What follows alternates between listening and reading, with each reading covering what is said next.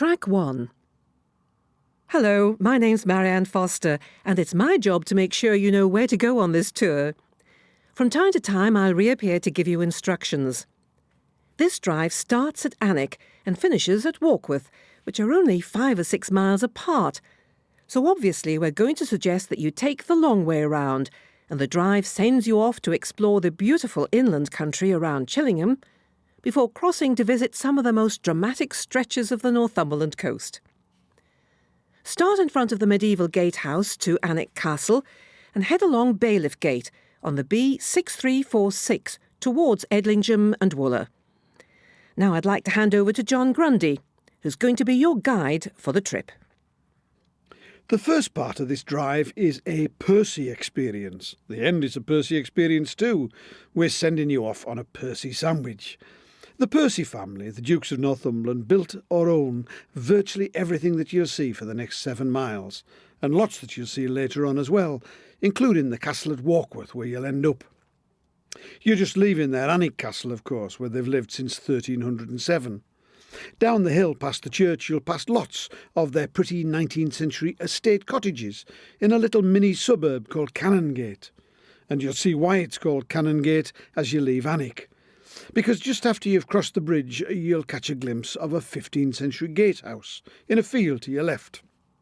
It was the gatehouse to Alnwick Abbey, and it belonged to an order of canons, the Premonstratensian canons to be precise. And if you'd ever heard of the Premonstratensians, or even think you could spell it, you're a better man than me. Apparently they were the White Canons, and they were founded by a man called St. Norbert, which made me snigger for some reason. I assume it's because I'm very immature. The gatehouse is the only thing that survives from the friary, but in the country behind the apparently endless wall that you'll be driving past for some time is another quite extraordinary monastic site. It's called Holm Priory. It was founded in 1242 by another set of white chaps, the White Friars, or Carmelites as they were known. There are 2 things that make Holm Priory so remarkable, and the first is the defences that it has. When it was founded in 1242, there was peace on the border, but half a century later all hell broke loose as the war between Scotland and England began to rage. So the friars built a wall around their monastery. Now, I'm not talking about the wall you're driving along. That one was built in the 18th century to mark out the Duke's Park and keep out the hoi polloi. But behind it is the wall that the medieval friars built. It's still there, still unbroken, perhaps 15 or 20 feet high, without a single piece of decoration to say, this is a priory. The gateway through it is like a tunnel. It's more like a mine shaft than the entrance to a church. It's low and it's dark and bare and very forbidding. The other thing that makes Holm special is that in the 1770s, 2 of Britain's greatest ever designers left their mark here. Robert Adam and Capability Brown were both working for the first Duke of Northumberland, and within the forbidding medieval walls, among the ruined remains of the medieval monastery, they created a little Gothic fantasy for the Duke. There are Gothic summer houses and Gothic dining rooms. There's even a pretty little Gothic toilet, upon which the Duke could sit dreaming of a romantic past. And they built a rather fancy new Gothic gateway. You might even have seen it because Kevin Costner rode through it in the film Robin Hood, Prince of Thieves. Now, you might think that Robin Hood couldn't have ridden through a gateway built in the 1770s, and you would be right. To anyone with a knowledge of historical architecture, it's obviously wrong, but Hollywood isn't terribly bothered about historical accuracy. I mention this glorious little place, despite the fact that you can't see it at the moment, because you could, if you wanted, see it at some time in the future. The wall that you're driving along marks the boundary of the Duke of Northumberland's private park, Holm Park. You can't drive into it, but in these nice democratic days you can, if you want, walk into it, from Alnwick. It's very quiet and very beautiful, unspoilt. It's like stepping back into an England of 70 or 80 years ago. But not today, because it's behind the wall and there's no way in from here, so you'll just have to make do with the equally beautiful landscape outside the wall, which all belongs to the Duke as well. Every cottage and farm that you've passed so far is part of the Duke's estates.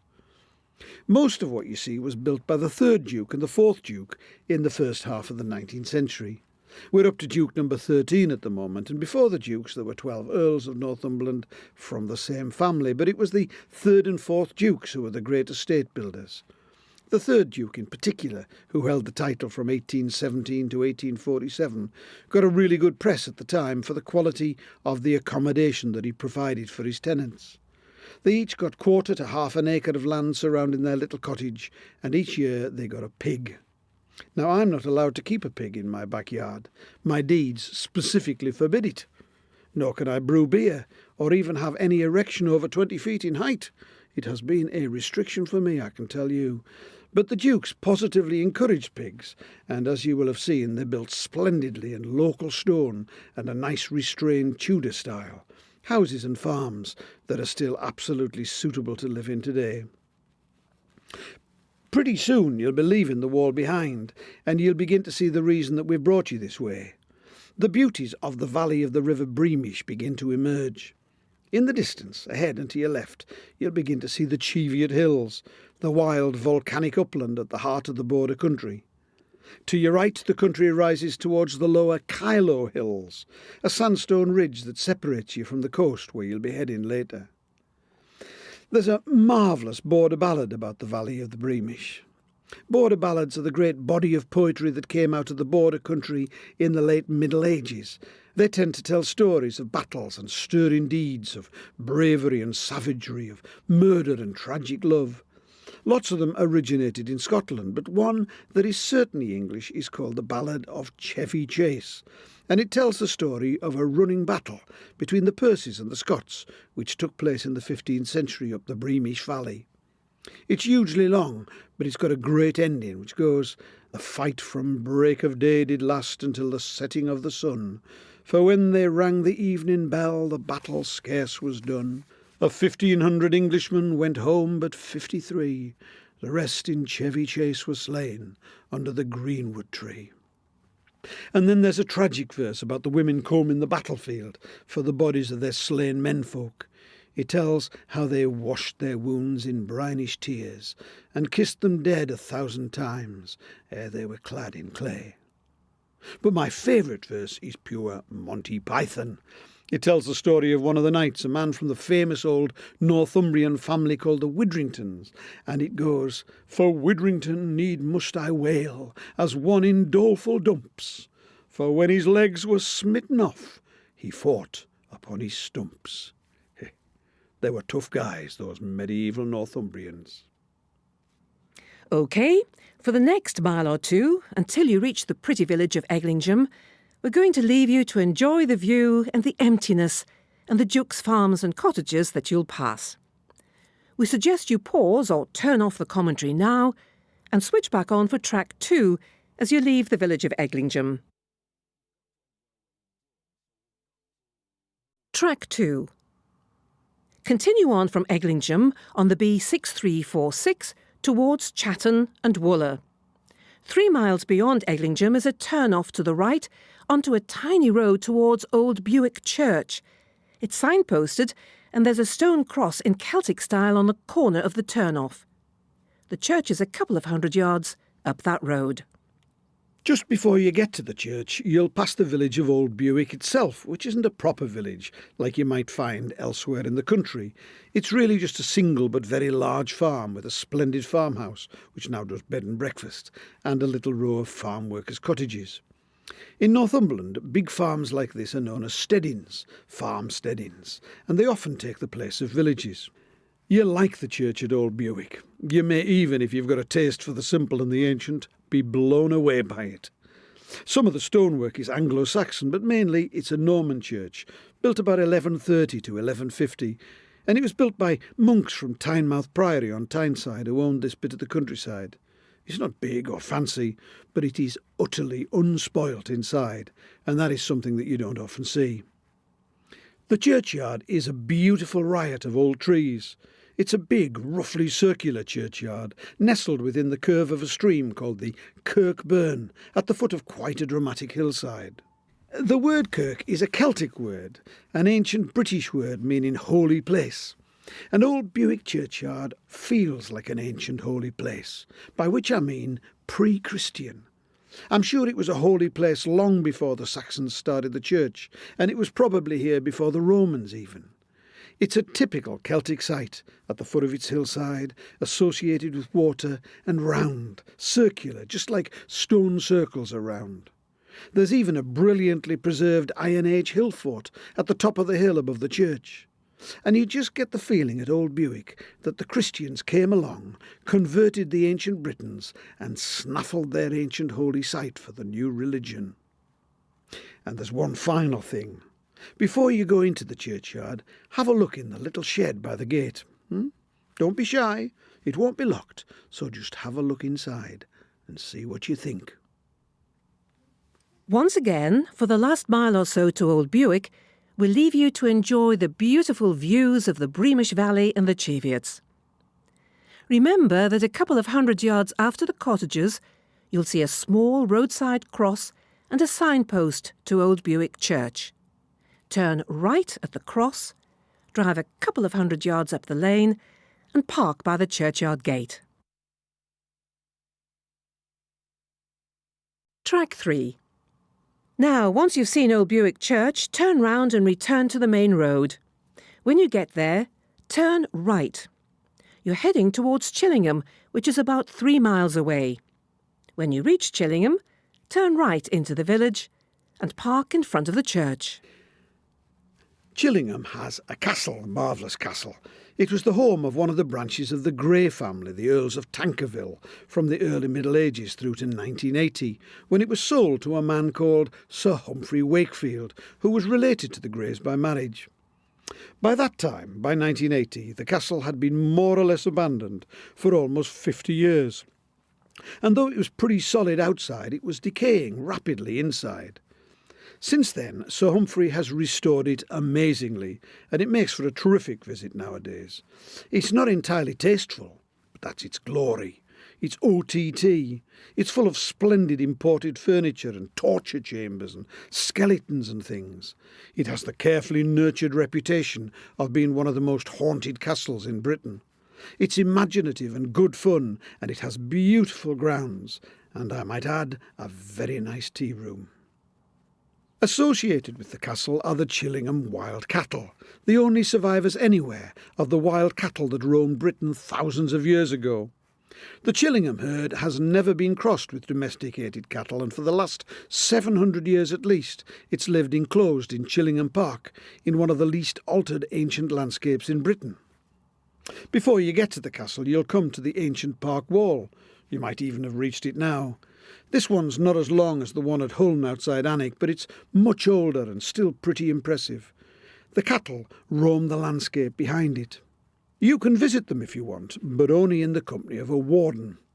Back at the end of the 18th century, the great northeastern engraver and artist Thomas Bewick came to draw the Chillingham bull, which became one of his most famous engravings. But he had to repair rather rapidly to the safety of a tree when the dominant bull became too interested in him. You wouldn't want that happening to you, and so the accompanied visit takes about 2 hours. But it is one of the few visits that can be described literally and honestly as unique. There is nowhere else where you can see anything like this. If you want to see the castle or the wild cattle, you can reach either from the village itself, so you can switch off now, and when you've reached the village and parked in front of the church, switch on again, and John will tell you a bit about that building too. Track 4. Chillingham Church contains one extraordinary object, the tomb of Sir Ralph Grey and his wife Elizabeth. It dates from 1443 and it's fabulously rich. The effigies are brilliantly carved from alabaster. He has a pudding basin hairstyle, as favoured by Laurence Olivier in the role of Henry V when he won the Battle of Agincourt, and Elizabeth is beautifully dressed. Every detail of the fashion of the time can still be read. The tomb that they lie on is just as richly carved. You can see traces of its original paintwork on the tracery and on the figures. Almost always in England, figures like these were smashed by Puritans in the 17th century. But Chillingham was a royalist stronghold and everything survived. The owner during the Civil War even had the confidence to add a sort of backdrop to the tomb which declared his allegiance to the king. The splendour of this tomb makes a really interesting contrast with the monument to Robert Charnock on the wall of the nave. He was a steward to the Grey family, and his memorial is very rough and ready in comparison to his aristocratic masters. You'll also notice the rather unusual plate glass east window, which was inserted in the 1960s. I was told that the former owner of Chillingham, the rather formidable Countess of Tankerville, saw it once and never returned to the church again. I have to admit that I quite like it. I like the views that it allows you of the sky and the splendid old trees around the churchyard. OK, you can switch off now, and when you've done everything you want to do in Chillingham and are ready to continue your drive, switch back on again with track 5. Track 5. Once again, you need to reverse your steps back to the B6346, and when you've reached the T-junction, turn right out of Chillingham and head towards Chatton. Chillingham is an estate village, mainly rebuilt in the 1830s by the Earls of Tankerville. Most of the cottages were designed by an architect called Edward Blore, who's a touch more famous for having built the garden front of Buckingham Palace.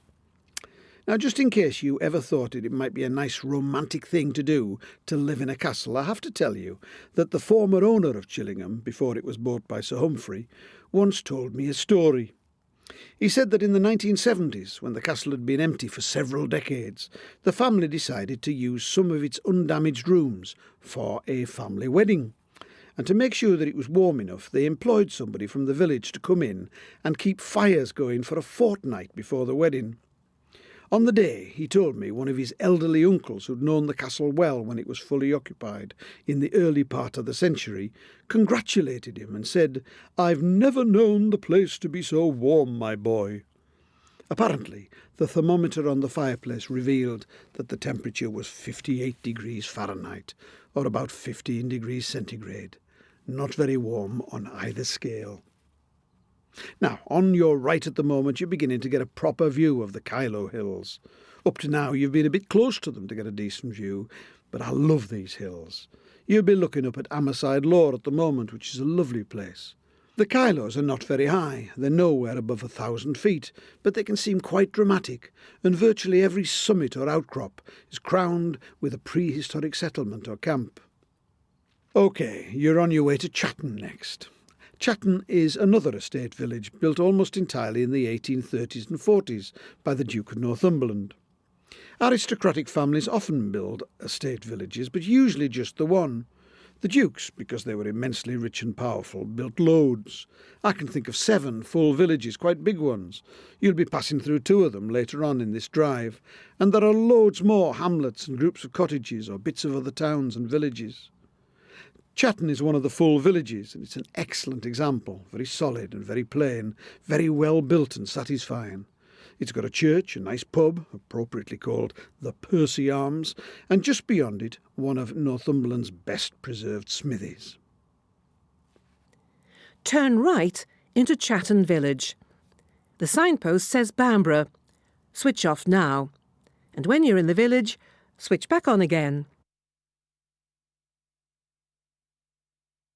Track 6. Just after the pub, the Percy Arms, turn left onto a small road. The village store is close to the corner and beside it the well-preserved smithy.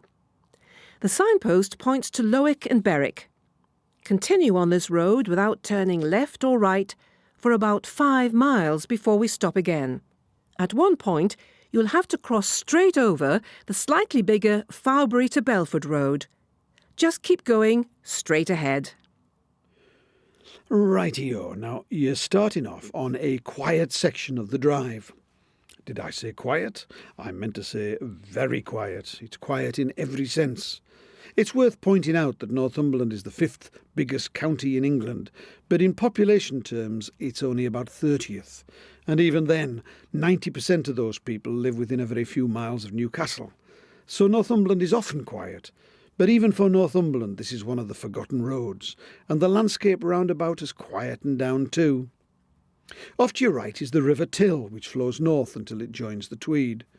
It's still quite a young river up here, and it should be racing about through the hills and leaping over rocks and things, but in fact, as you can see, the land it flows across is so quiet that it behaves like a lowland river. It twists and meanders all over the place and drifts downstream in a peaceful sort of way. This area is known as Glendale. Because it's so rich and fertile, the farms here along the Till Valley are big, and they were all very important during the agricultural revolution in the 18th century. This was partly because of the richness of the soil, but partly because the area had been ignored for centuries because of the Scottish wars.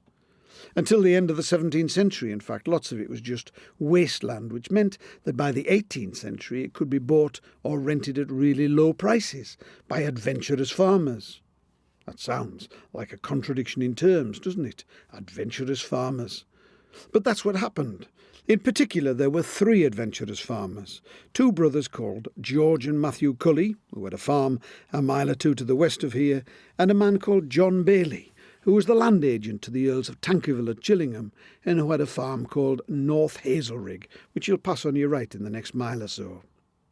These 3 were at the very forefront of agricultural improvement in the country. They invented new forms of crop rotation, which meant that you didn't have to leave land fallow to recover. They bred new improved breeds of sheep. They introduced turnips and other things as winter feed for animals. You name it, they improved it. And they wrote books about it, and they gave talks about it. And this is where they did it, in this quiet countryside. And they did well out of it too. George's son ended up as the local squire, and he bought Fowbury Tower, the main local mansion. His dad was so chuffed. He wrote that his son lived in a palace, although his father, less than 50 years since, worked harder than any servant we know, and even drew a coal cart. Quite soon you have a choice coming up. You'll pass South Hazelrig Farm and later North Hazelrig, and then, about 6 miles north of Chatton, you'll see a National Trust signpost to St Cuthbert's Cave, pointing up a side road to the right. If you feel in the mood for a little break, you could abandon your car for a few minutes and take a little walk there. If you decide to do that, turn right and drive up half a mile to a farm called Holburn Grange. Just past the farm there's a small grassy car park, from which a fairly moderate walk of about 3/4 of a mile up a well-marked footpath will take you to the cave, which is free, though it's in the care of the National Trust. From the cave, and even from the path beside the car park, there are lovely views over the Cheviots and practically the whole of Northumberland. It's probably still about 3 miles before you reach the National Trust signpost to St Cuthbert's Cave, so we suggest that you switch off now and switch back on after you've left the Holburn Grange car park and return to this road. If you don't feel like going to the cave or having a walk, switch on to track 7 when you reach the National Trust signpost. Track 7. Continue north until you come to a slightly busier road, the B6353, which goes from Lowick to Fenwick. You'll need to cross straight over this road, but I'll come back and give you more detailed instructions when you get there. I don't know whether you decided to go up to St Cuthbert's Cave or not, but whether you did or didn't, now is the time to introduce that great man and the whole topic of the history of Christianity in Northumberland. You need to know that there was a great Anglo-Saxon monastery on the island of Lindisfarne, where you're headed now, and after several hundred years of peaceful existence, it came under attack by Viking raiders, forcing the monks to abandon their home and flee. St Cuthbert's Cave marks one of the legendary spots where the monks, escaping from those attacks in the year 879, rested for a while. They probably needed a rest, actually, because they had with them a few of their most prized possessions, including one of their 2 churches. Anglo-Saxon monasteries usually had 2 churches, and on Lindisfarne they had a wooden one and a stone one. They brought the wooden one with them, fortunately, because there would have been no fun at all carrying a stone church. They were also carrying the body of St Cuthbert in his coffin, with all his bits and pieces tucked around him. Extraordinary, you can still see them all, his coffin and his cloak, his cross, his Bible, in the treasury at Durham Cathedral, where the community of St Cuthbert finally settled 100 years later. Now, here's a question. What did you call St Cuthbert when he was a boy? Cuthbert. He started off as an ordinary little shepherd called Cuthbert, somewhere on the northern hills, before he had a vision and became a monk, first of all at Melrose, and then at Coldingham on the north coast of Berwick, and finally on the Northumbrian coast, as a hermit on the Farne Islands, and at the monastery of the island of Lindisfarne, where he became the head man, the abbot and the bishop of Lindisfarne. He was clearly a fantastic monk, a man of real power and spiritual authority, a source of inspiration to his colleagues. But even that wasn't enough to make him a saint. In order to become a saint, he had to do something remarkable. He didn't rot. After he died in 685 AD, he was buried at the monastery on the island, but then, for reasons that are beyond me, his mates dug him up a few years later and found that his body hadn't rotted, which was great for his chums, because now they had a bona fide miracle and a saint on their hands, and they used him well. He became a source of pilgrimage, and they certainly weren't going to leave him behind when they decided to flee from their exposed coastal site because of the Viking attacks. By that time, Cuthbert had become the focus of their existence, and his body and his memory went on to become the most potent symbol that the North possessed for many centuries to come. The low hills in front of you are in Scotland, so it's almost time to turn off towards the coast. I need to remind you that quite soon you'll need to cross over the B6353 that goes from Lowick and Wooler to Fenwick and Belford. When you get to this road, move on to Track 8. Track 8. Cross over the B6353 that goes from Lowick to Fenwick. A few hundred yards after you've crossed this road, turn first right towards Kentstone. This road is not well signposted. Indeed, the signpost has been lying on the ground for as long as I can remember, but it is the first available turn-off. So you will need to turn right and climb the hill through the large, well-kept but rather bleak Kentstone farm. Follow this road for about 2 miles to the A1, enjoying quiet views of the Kyloe Hills to the right, Scotland to the left, and very shortly the Northumbria coast straight ahead. When you reach the A1, cross over and head towards Holy Island. To be honest, this is rather an odd and quiet way to approach Holy Island, but it has advantages. First of all, it takes you over the northern end of the Kyloe Hills, and there are pretty views to the south as you climb the hill, and there are clear views towards Scotland on the north as well. More importantly, though, it keeps you off the A1 as long as possible, and that is always a good thing. Instead of being surrounded by traffic, you get to approach one of the key historic sites in the country, one of the most beautiful places in the country as well, from an angle that hardly anybody ever sees. You should slow down, or even stop as you reach the top of the hill and as you begin to descend on the other side, and you'll discover the island stretched out below you. You'll get a sense from the top of the hill of the shape and the character of the whole coast. You'll see the causeway that leads to the island, and you'll see Lindisfarne Castle on its rock. Away to the south you'll see Bamburgh on its rock as well, and the Farne Islands too, and everywhere vast sands and dunes and sky. You don't see any of that if you arrive along the A1. It's not really up to you whether you want to visit the island. You can only do so if the tide's out. You'll need to check the tide tables to find the safe crossing times. You might have already phoned for them or looked them up, but if you haven't, they're available on a notice board at the end of the causeway a couple of miles beyond the A1.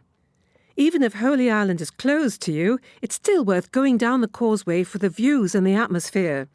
Beal Barn, the restaurant and visitor centre on the hill just behind the causeway, is an excellent source of information and refreshment. You'll have enough to keep you busy crossing the A1, so perhaps you should switch off now and return to Track 9 when you're safely past the A1. Track 9. Knowing all about the story of St Cuthbert, some people arrive at Holy Island expecting a sort of mystical Celtic experience, full of spirituality and holy places. But to be honest, it's not really like that.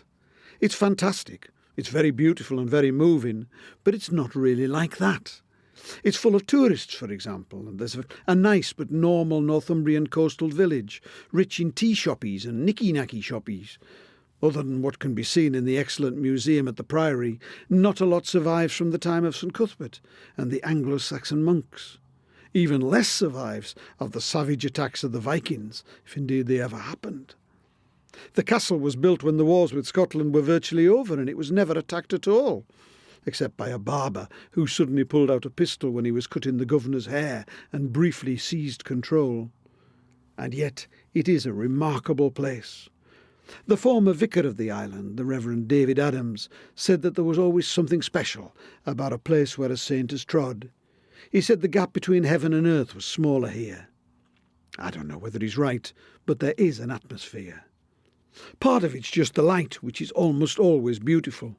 Part of it's the enthralling experience of crossing the Causeway, so close to the birds and the mudflats, and wondering how quickly the tide can come in. The answer is quickly, if you want to know. The tide comes in extraordinarily quickly, and yet people still try to ignore the safe crossing times. Every year a few embarrassed motorists race it and fail. They have to be rescued from the safety tower in the middle of the Causeway. On one glorious occasion just a few years ago, 2 policemen even had to be rescued, having misjudged the speed of the tide.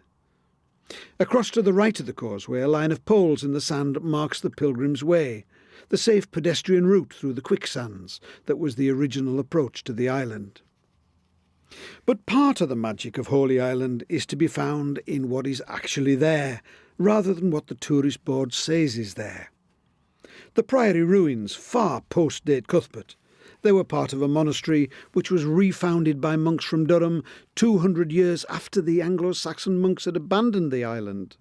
But they're beautiful in their own right. The castle on its astonishing rock may never have seen active duty. It was only begun in the 1560s, at the very end of the Border Wars, and it was turned into a home as recently as 1902. But the work was done by Edwin Lutyens, one of England's greatest ever architects, and it remains a wonderful object. And round these great things there are other minor but unique things. The upturned boats by the harbour, the relics of the Lindisfarne Victorian fishing fleet, turned into peculiar fishermen's huts, festooned with the accumulated detritus of fishing, the cottages and the garden walls, built of local stone and covered, in this pristine spot, with mosses and lichen and plants that love the salty air. It's all very lovely, and if you can just escape a little from the crowds, by walking down to the sea behind the church, for example, or up onto the Hewf, the hill behind the Priory, if you walk a bit beyond the castle towards the more open seashore, you'll easily find enough atmosphere to paddle in. Switch off now. Hopefully enjoy the wonders of Holy Island or Lindisfarne, either name will do, and come back to this guide when you've set off on your way back to the mainland. Track 10. Once you've left Holy Island, go back to the A1 and turn south. Follow the A1 for about 6 miles, until you see a left turn which is signposted Northumberland Coastal Route, Beadnell and Warren Mill. I have to be honest and admit to failure at this point. It's really hard to link Holy Island and Bamburgh together in an interesting way when you're driving a car. The coast between the two is extremely beautiful, but the roads don't follow it, so I'm afraid you're just going to have to knuckle down for a mile or two and burn rubber up the A1, which is not a very nice road. Indeed, if you happen to be still using this guide in the 22nd century, the A1 will almost certainly still be the only major road in England not to have been made into a dual carriageway. Anyway, I'm going to abandon my attempt to make the A1 interesting, so grit your teeth, drive south and dream of scones. OK, remember to go back to the A1 and turn south. After about 6 miles on the A1, you need to turn left onto the Northumberland Coastal Route. The road is also marked Beadnell and Warren Mill. Pause, or switch off now, and return to track 11 when you've left the A1. Track 11. It's about 5 gentle and attractive miles to Bamburgh. So once you've turned off the A1, you'll be on a mercifully small road that will take you towards Bamburgh. First of all, you'll have to cross the East Coast main line on a level crossing guarded by a pretty crossing keeper's cottage. It's the cottage that's pretty. I've never met the keeper. The line was in use by 1847, all the way from Newcastle to Berwick, but it was officially opened by Queen Victoria in 1850. Quite soon after the crossing, you'll get nice views to the left across the lagoon towards Holy Island and across Ross Point that curls out towards it. I call it a lagoon because that's what it is. It's a wide circular patch of shallow water with narrow entrances at the north and the south end. The Causeway crosses the narrow bit on the north end of the lagoon, and that's why the tide comes in so fast. All the water gets squeezed into a narrower and narrower space. In a few moments' time, the bay in front of you will be Beadnell Bay. The road which goes round the head of it takes you past Warren Mill, a nice stone 19th century mill building, which was the last working corn mill in Northumberland.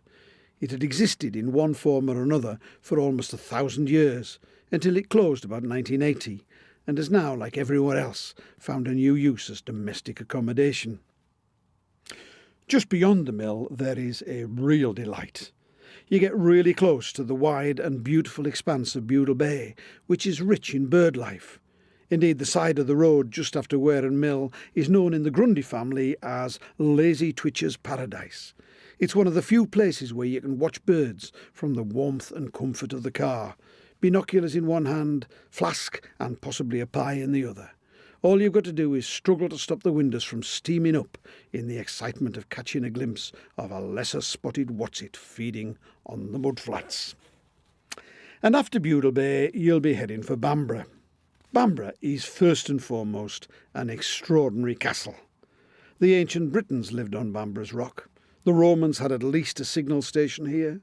It was the splendid capital of an Anglo-Saxon kingdom, and when the Anglo-Saxon kingdoms were destroyed by the arrivals of the Normans, it became the fortress of the Earls of Northumberland. It was the first castle in England to be attacked with gunpowder. It's seen a whole heap of history, in fact, as well as looking utterly spiffing on its stupendous rock. But Bamburgh is so much more than just its castle. There's a church which is spacious and beautiful. In the chancel is fine 16th century stained glass, and in the graveyard there are marvellous views and the grave of Grace Darling. Opposite the church there's the Grace Darling Museum as well, not to mention the cottages in which she was born and died. Elsewhere in the village there are pubs and restaurants, gift shops and tea shops, among which I need to give special mention to the Copper Kettle, because it has saved my life on many an occasion. And of course there's the beach. You have to seek the beach at Bamburgh. It takes a little bit of effort to get there, and it isn't obvious how to find it, but you have to do it. That's an order. It's been much filmed, this beach. Part of The Lion in Winter with Katharine Hepburn was filmed there, and Roman Polanski used it in his version of Macbeth. My friend Normie once lay on Bamburgh Beach playing the part of a dead soldier in Polanski's Macbeth, and he was also a tree marching from Burnham Wood to Dunsinane. It was the high point of his acting career. Polanski chose to make his film here because the beach is superb. Unsullied, uncrowded, unlittered, untrammelled. Glorious views of the castle and the Farne Islands off the coast, and glorious walks in both directions. It's a terrific village, in fact. It would be terrific anyway, but it's lifted into a different league because every vista of it is dominated by the castle. You're seeing it quite soon, I shouldn't wonder, and I have to warn you that we in the Grundy family love Bamburgh and will expect you to celebrate your first glimpse of its castle on this trip with an ooh moment. Do I sound a touch enthusiastic about Bamburgh? I am biased, I must admit. I spent my honeymoon here in 1968, 2 nights in the Lord Crewe Arms. It was a memorable experience, I can tell you. I can remember that I had 2 eggs for breakfast. There's a large car park to the south end of Bamburgh village, though people park in all sorts of other places as well. Switch off now, and when you're ready to leave Bamburgh, switch back on again. Track 12. From Bamburgh, continue south on the coastal route to Seahouses. In 1894, Bamburgh Castle became the property of Lord Armstrong, the great Tyneside industrialist and inventor, who's more famous for building the great National Trust property at Cragside, near Rothbury. At Bamburgh he made loads of changes. Just a little inland from the road, for example, is a pretty building with a red-tiled roof. This was Lord Armstrong's gasworks. And he brought in a virtual army of workmen to make all his changes for him. As you head south, you'll pass a virtual village of wooden cottages, really pretty ones, painted green, utterly seasidey. Well, they were built in 1894 to house Lord Armstrong's navvies, and as far as I know, they make the only surviving complete navvies encampment in the country. And then there are just fields and dunes and views of the Farne Islands a mile off the shore. There are between 15 and 28 Farne Islands, depending on the state of the tide. The biggest by far is Inner Farne, which is the closest in, with a white lighthouse on it. They're all made of volcanic rock, the same black dolerite which holds up the castles at Bamburgh and at Holy Island. Lots of gorgeous seals, innumerable seabirds, a few National Trust wardens and 2 remarkable people have lived on the Farnes. One of them was St Cuthbert. You can't hope to come to this coast and escape Cuthbert. He escaped to the Farnes late in his life to become a hermit. He built himself a room with no roof and great high walls so that he could ignore the world and only gaze at the sky. But even hermits have to eat, so he planted himself a field of barley. Inevitably the crows came and started eating his corn, so being a saint he had a word with them, and he said, "I haven't got a lot, lads, so I wonder if you could see your way to going off and nicking somebody else's corn?" Which they did, of course, since he was a saint. Like St Francis of Assisi, our local saint could talk to the birds and the wildlife, and he became associated with the beauty of natural places. He could become the patron saint of the environmental movement. The other great resident of the Farnes was Grace Darling, of course. She was the lighthouse keeper's daughter in the Longstone Light, the red and white one in the distance. And she spotted a ship wrecked on the Goldstone Rocks as she looked out of her bedroom window. The bedroom still exists, incidentally, empty but little altered, with faded colour-washed walls. And with her father she rowed to the rescue of the survivors across a mile of rough seas in an open coble or rowing boat, 21 feet long and 6 feet wide. Her father, with some of the rescued seamen, repeated the trip until the survivors had all been rescued. But it was Grace's bravery that caught the public imagination. She was only 23, and she was a local lass, and that was an irresistible combination for popular heroism. A media frenzy rose around about her. The manager of the Adelphi Theatre in London, for example, offered her £10 a week to appear on his stage. But she didn't. She died instead, sadly, 4 years later, of TB. You'll be approaching Seahouses now, which has a pretty harbour, lots of fish and chips, Coxon's ice cream, which has always been to die for, and a large car park too. Switch off now, and when you're ready to leave Seahouses, switch back on again. Track 13. From Seahouses, continue south along the B1340 towards Beadnell. Northumbrians recognised centuries ago how burnt limestone spread onto the fields improved the quality of soil. They were using it up here by the 16th century, and shortly after that Northumbrians started exporting the stuff. Beadnell, where you're heading now, is one of the places it was exported from. It has quite a tiny and picturesque little harbour, dominated by huge and impressive lime kilns, all of which were built by the local landowner John Wood in 1798. John Wood lived in a nice early Georgian house called Beadnell Hall, away from the beach in the village itself.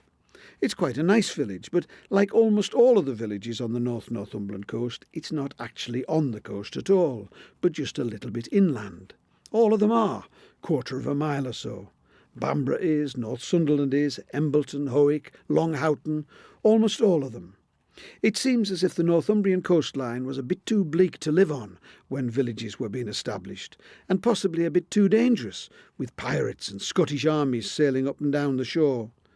and there were very few natural havens, so until the new industrial harbours were built fairly recently, people steered clear of living on the coast itself. If you decide to go into Beadnell, turn off and head for the harbour where there's a car park. Or you might decide to have a stop in the village itself. When you've finished, get back on the main Northumberland coastal route and continue south. If you don't want to stop, keep going on this road and move on to the next track.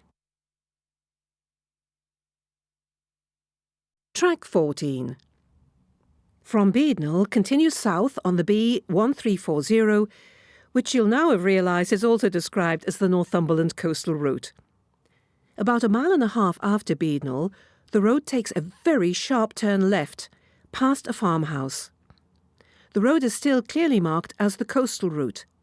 Take this turn and continue for about 3 miles, and then turn off towards Newton by the sea. A policeman told me a story about a house fire that took place in Beadnell once at the home of a wealthy and perhaps not scrupulously honest man. When the fire brigade arrived, he was dancing around in front of the house in a state of great agitation, shouting, "Never mind the house, save the Hoover," which was where, apparently, his wife's jewels were stored. There is no moral to that story, but it's always amused me. To be honest, this bit of the road is a little bit featureless, though you'll get distant views down to the sea and across to the Cheviots, and while there's nothing very dramatic to look at, there's nothing nasty either. It's typical coastal hinterland, the lull before the storm, you might say. Just after you turn left past the farmhouse, you'll pass over a stream, which rejoices in the name Long Nanny, and you'll curl round a charming house called Tuggle Hall, which was the home of Lord Beveridge, the politician who produced the Beveridge Report, which led to the foundation of the British welfare state and the National Health Service. If you follow one of our other guided tours along the Corn Road, you might well visit his grave at the remarkable little moorland church at Thockrington. This whole coast is, of course, remarkable for its castles. You've already passed 2 of them at Holy Island and Bamburgh, and ahead lie 2 more, the extraordinary Dunstanburgh, which you'll see in a few moments, and the equally extraordinary Warkworth, which is where we end this trip. 3 of the castles, Lindisfarne and Bamburgh and Dunstanburgh, are built on the Great Wyn Sill, that massive outcrop of volcanic rock, which forms some of the most dramatic landscapes in the country. Do you know, I nearly said country then. I meant county, but country wouldn't be far off. The Roman wall is built on the Great Wyn Sill too, and these wonderful coastal castles, and to be fair, you don't get better than that. But before you get to Dunstanburgh, we're recommending that you turn off and have a look at Low Newton, which will give you access to innumerable pleasures. The first is yet another superb beach. The whole of this North Northumberland coast has long, looping, dune-fringed bays between jutting rocky outcrops. The outcrops are branches of the Great Wyn Sill, whose hard rock has resisted the battering of the waves better than the softer sandstone in between. Low Newton gives access to Embleton Bay, which is one of the finest of them all, with a glorious distant view of Dunstanburgh Castle, and with birdies in the rock pools at the end of the beach, and waders on the shore, and water birds on the lake behind the dunes. At its north end is a square of little fishermen's cottages. I mean, the cottages are little. I know nothing about the fishermen. And among the cottages is the superb Ship Inn, with its own micro-brewery and soup to die for. And then there are the Low Newton cottages nestled among the sand dunes. There was a movement in the early part of the 20th century which is sometimes known as the bungalow movement. It was a taste for acquiring a little bit of land by the sea or in the countryside and building yourself a little bungalow or shack. The first ones were built at Worthing in Sussex in the 1890s. But as more and more people began to get weekends off work and occasional paid holidays, the movement spread all over the country. The cottages should all have died the death when the 1932 Town and Country Planning Act put a stop to such uncontrolled development, but some of them have clung on.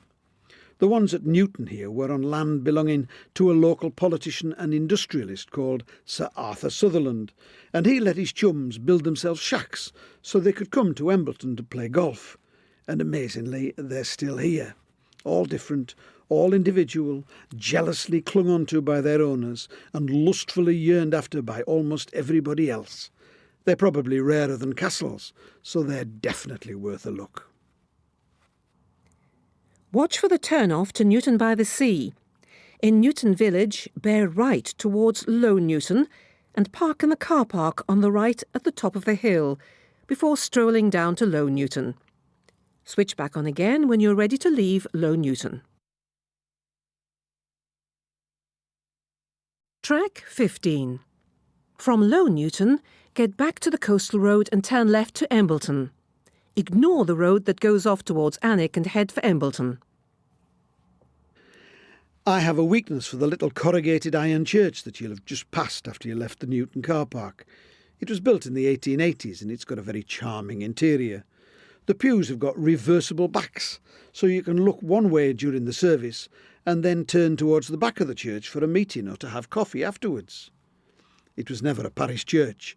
It was just a chapel attached to Embleton Church, and Embleton is the next village that you'll pass through. Embleton has a lovely church and it has a remarkable form of vicarage. It's what's known as a vicar's peal.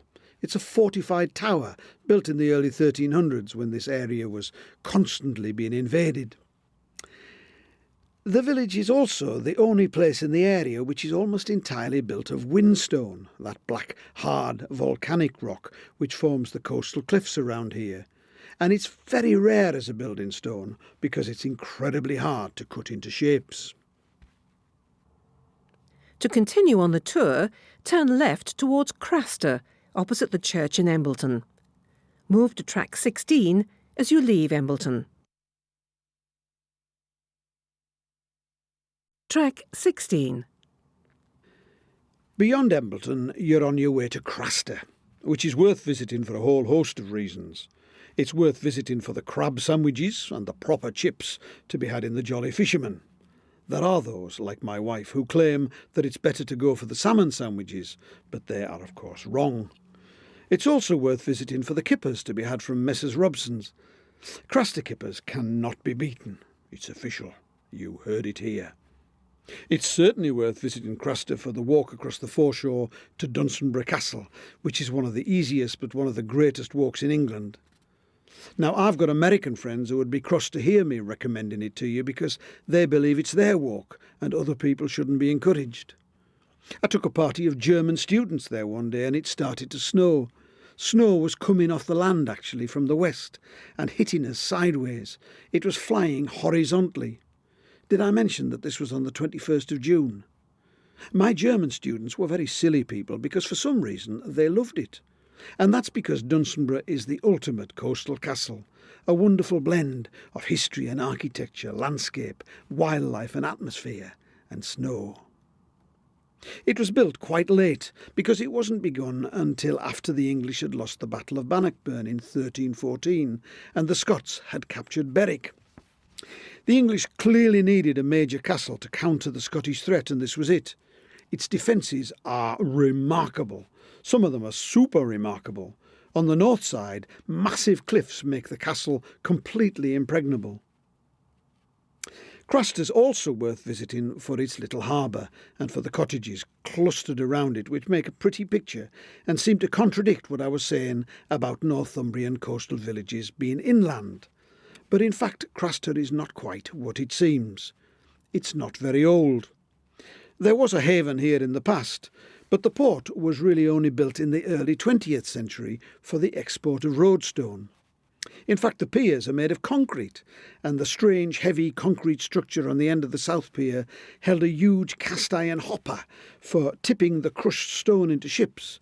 And originally there were cables all over the place, winging buckets of stone over the cottages and down to the quay. So it wasn't pretty at all once, but it is now. It's as pretty as a picture, and it's worth visiting for all of the reasons that I've mentioned. When you reach Craster, you should park in the car park at the entrance to the village. Track 17. Leave Craster car park and follow signs to Alnwick. Just after you've passed through the arch, turn left towards Howick. you'll see a sign, in fact, directing you to Howick Hall Gardens and Arboretum. After you turn right on the way to Howick Hall, the next mile and a half allows you to get close to a remarkable piece of coast. There are a few places where you can stop and have tiny little walks or merely stand and gaze at the sea. Some are just a little pull-off by the roadside right on the edge of the cliff.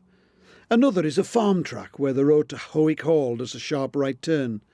You can park alongside this track if you choose, and from here it's about 100 yards down to the sea.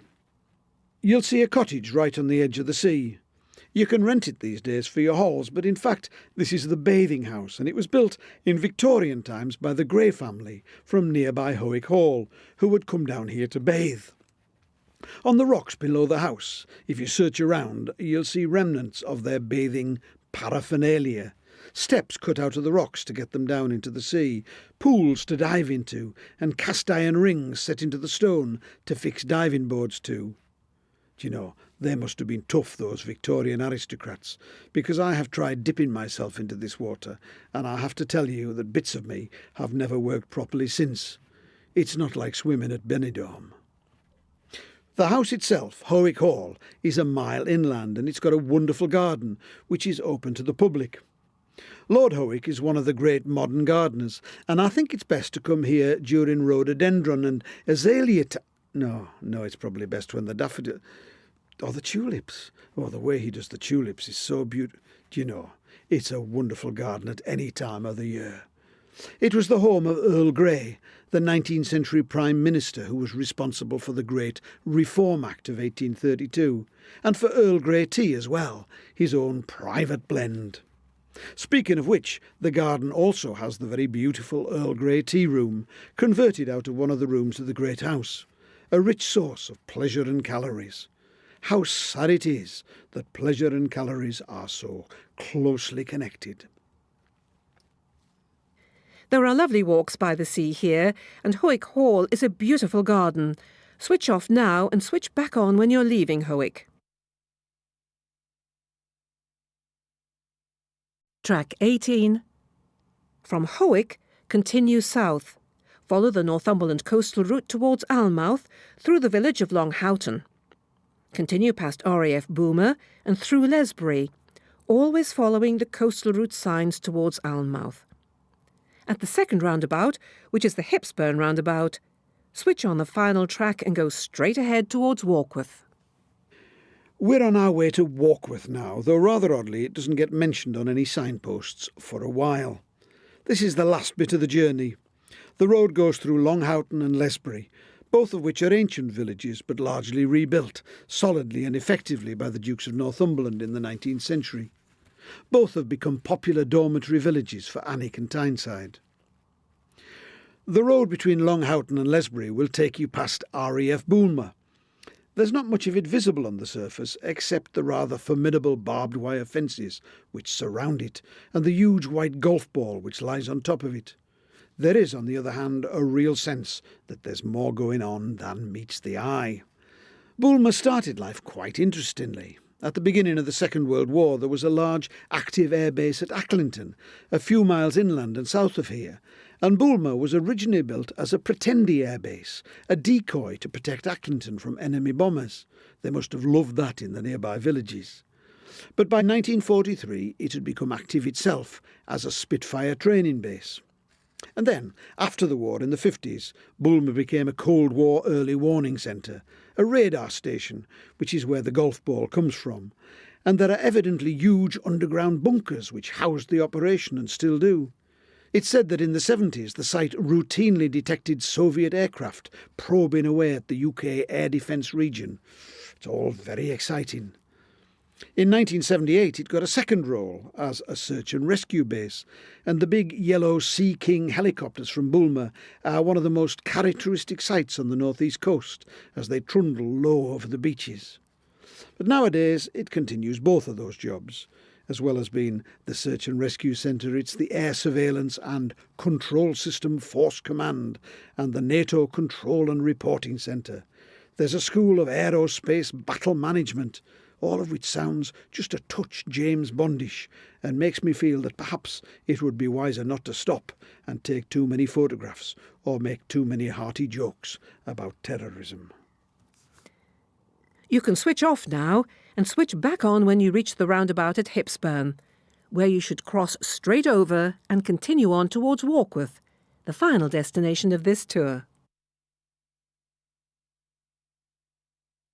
Track 19. You're passing Alnmouth at the moment, where you could easily spend time, but as I've already described that gorgeous little town on another of these tours, I'm not going to do it all over again.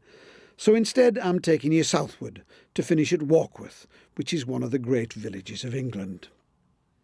It's built, this village, on a deep loop or meander of the River Coquet, which means that it's entirely surrounded by river, except on the south, where the narrow bit of the loop is guarded by Warkworth Castle. The village fills the rest of the loop. At the north end of the loop there's a church, a super church. It's a Norman church and the finest in the county. It's dedicated to St. Lawrence, who was martyred in Rome by being barbecued. His symbol is a gridiron. I have to say that if I'm ever barbecued, I want my meat to be extremely rare. Between the castle and the church, a single street of beautiful 18th and 19th century houses climbs steeply up the hill. Behind the houses, running down to the river banks, are the original medieval burgage plots of the houses. Each house in a medieval town was built with its own strip of land to make the residents self-sufficient. In most towns, the burgage strips have been sold off or built over, but at Warkworth the whole medieval pattern survives. And the castle, you'll be getting sick of me saying this, but it's true, is one of the great castles of England. It was the other home of the Percy family of Alnwick. Harry Hotspur lived here, and his dad built the keep, which is a marvellous bit of medieval architecture. Most castles weren't designed, they were just built. If they happened to turn out nice to look at, that was good, but it was an accident. The main concern was making sure that they worked as a castle. But Warkworth was designed as a castle and a house. Its great tower, its keep, is one of the last keeps ever built in England, and it's one of the greatest bits of medieval domestic architecture in Britain. The Percys used to keep secret house in the keep at Warkworth. It's a very mysterious custom. Apparently, once a year they'd send all of their servants away to their various homes, and they would retreat into part of the house with a few key followers. It's possible that this was when the year's accounts were done, or possibly some spring cleaning, or maybe it was just a time to escape from the pomp and circumstance of normal life in those days and spend a bit of time with the family. Nobody knows, but this is where they did it, and whatever they did it with beer. The Percy accounts reveal that in the 16th century the members of the household were allotted 15 pints of beer a day each, and they talk about binge drinking nowadays. Well, Warkworth is the end of this tour. We do hope you've enjoyed it. If you've had time to see everything mentioned, you must be very tired by now. If you haven't, we hope you'll get a chance to come back really soon to catch up on any bits you've missed.